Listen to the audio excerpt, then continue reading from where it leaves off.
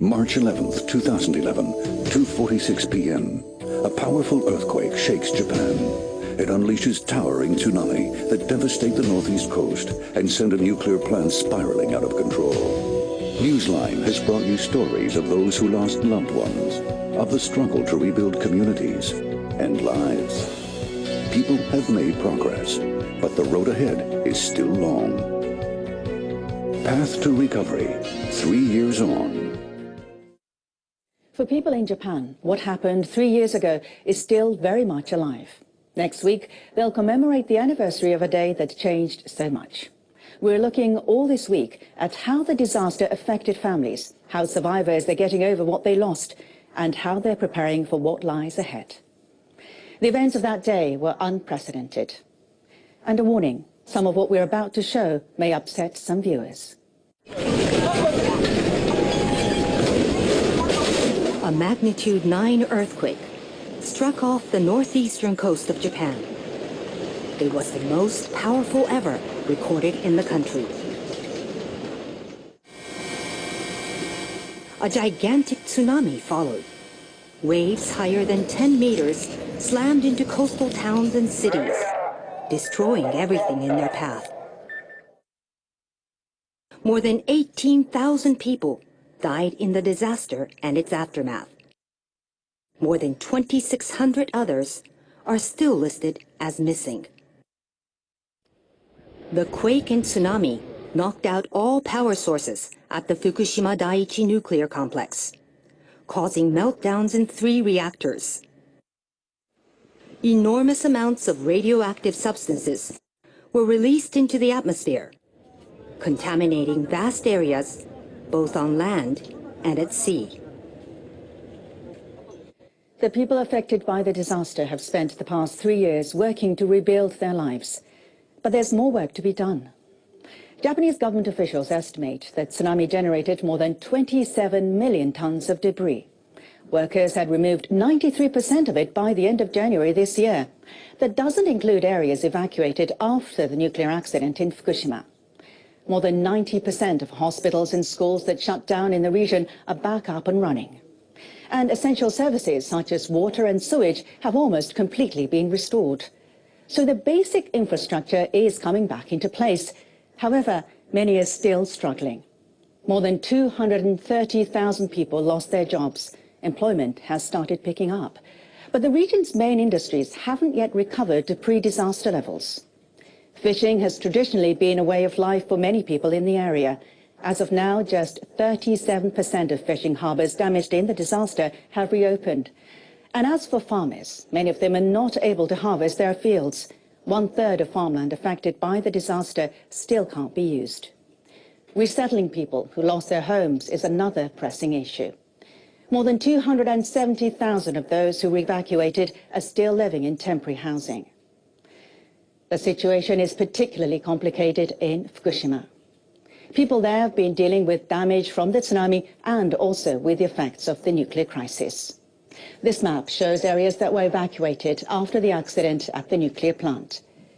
Most of the people who fled are still waiting to learn when or if they'll be able to return.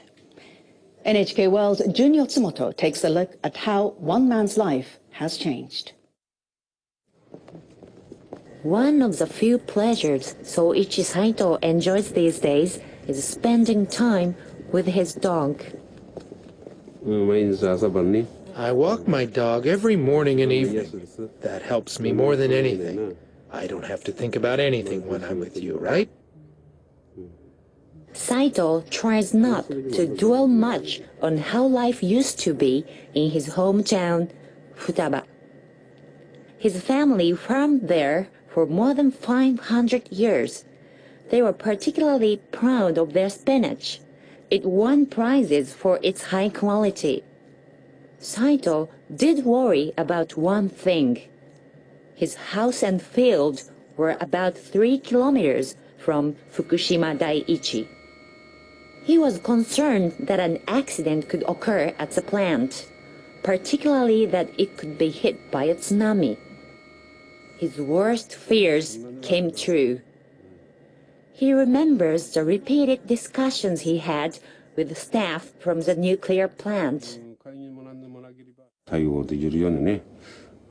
I had asked the plant's operator over the decades to protect the plant against tsunami. They just laughed and said that kind of accident would never happen. The nuclear accident forced Saito and other residents to flee. He now lives in another city about 40 kilometers away. These temporary houses were built as a quick fix solution, but about 3 years later, they still serve as the main residence of the evacuees. Saito shares a small unit with his wife and his mother. They say the idleness of living in temporary housing has weakened them, physically and mentally. They miss the days when they worked hour after hour in the fields. But their hometown is still off limits because of high radiation. Residents need special permission to go back. This footage was taken when Saito visited his house about a year after the disaster. He was able to stay for only a few hours. He was devastated by what he saw. His spinach greenhouses were overgrown with weeds, and rats had invaded his home.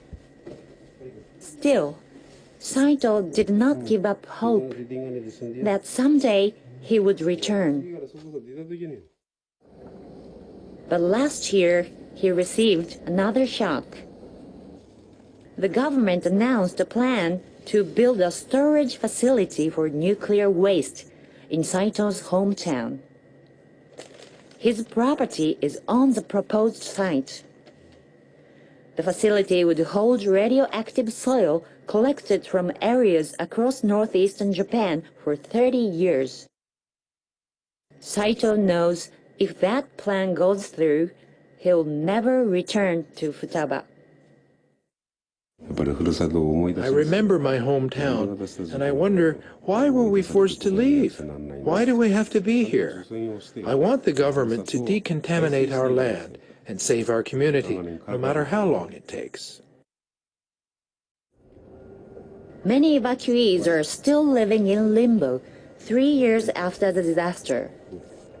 Saito is still hanging on to the hope that he'll be able to return to his house and farm, a hope that he knows is growing more distant by the day.